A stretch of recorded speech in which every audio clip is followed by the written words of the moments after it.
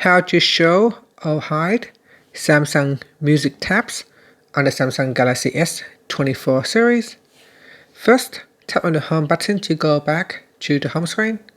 And from the home screen, swipe up to go into the apps screen. In here, open up the music app. Then make sure you are back at your Samsung Music homepage. And then tap on the more button. Then tap on settings. After that, we scroll down.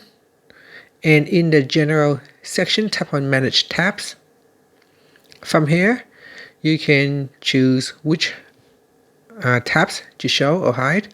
So for example, if you want to hide the photos tab, you can deselect it. And if you want to show composer, you can select it. After, tap on the back key, then tap on the back key again to go back to your Samsung Music app.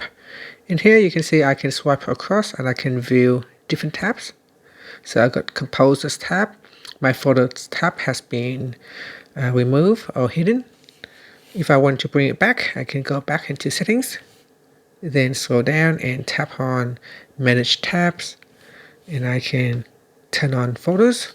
And now you can see photos will reappear as a tab at the top.